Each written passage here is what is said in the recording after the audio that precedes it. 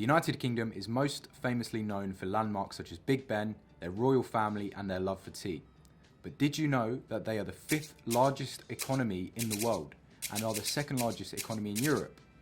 The UK is one of the most globalised countries in the world, interacting with many countries, and even the origin of one of the national dishes, Chicken Tikka Masala, is up to debate. You may have wondered how the United Kingdom, a country that is so small, is able to have an economy that is so rich. In this video, we'll take a deeper dive into the economy of Britain. The UK is said to be one of the first countries to experience an industrial revolution, and some historians would say that the world has to thank them for this. It saw the transition of production by hand to machines, leading to the mechanised factory systems we have today. Many industries, such as the textiles industry and mining industries for coal and iron production, bloomed throughout this period.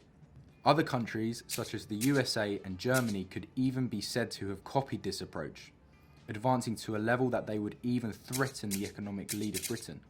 After World War II, although the UK won, their lead as an economic power dwindled, and this was further made worse by decolonisation, which was an inevitable aspect of having the empire. This meant that the previous resources that would be exploited from other countries were no longer available in Britain.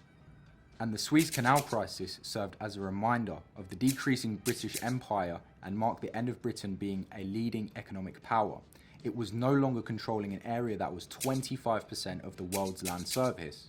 Even though there was some economic growth reported in the 50s and the 60s after World War II, in the 70s and 80s, the economic growth of Britain was very low when compared to similar countries.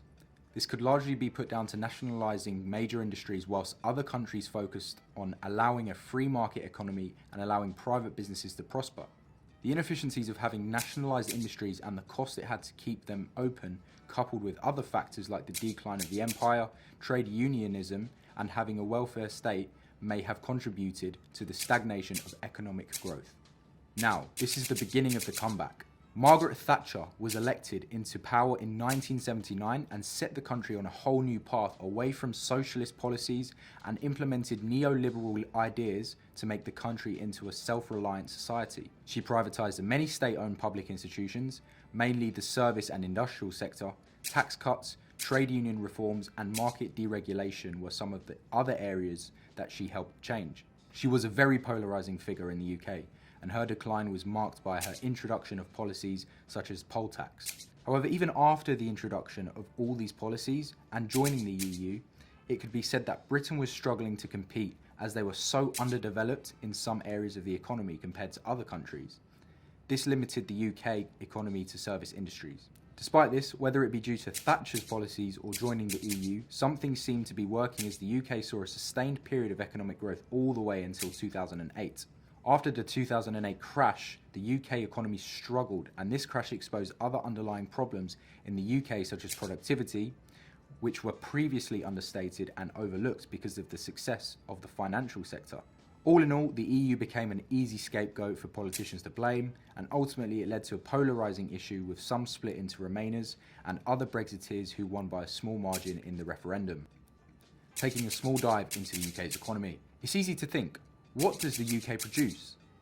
The UK has a service-based economy, with financial services being the biggest contributor to the economy, which contributes to 75% of the total GDP.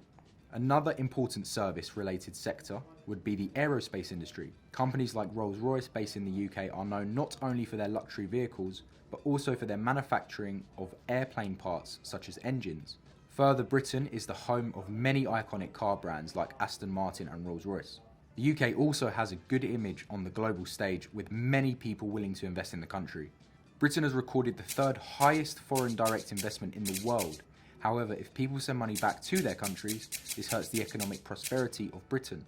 All of the foreign investment and business demonstrates global trust in the nation, cementing Britain as a place where it is easy to do business. Within the nation, there are many disparities, especially if you compare rural areas to capital, like London, which is the heart of the economy.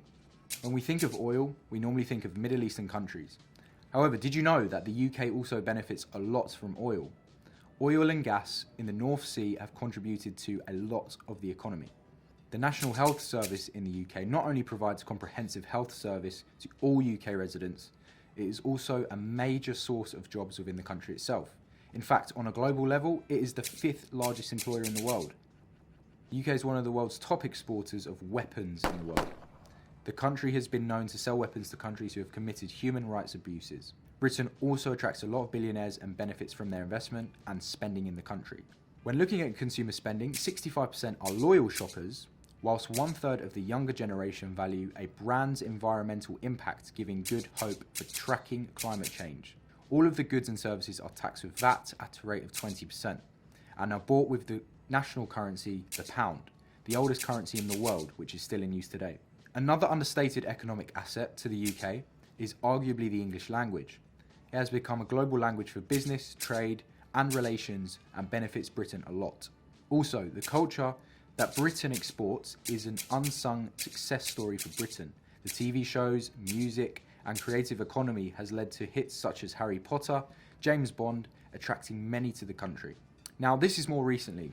The country faced the largest economic decline in 300 years due to the coronavirus pandemic. As GDP fell by 9.9%, mostly all sectors felt the impact of lockdown and decline in demand that it brought.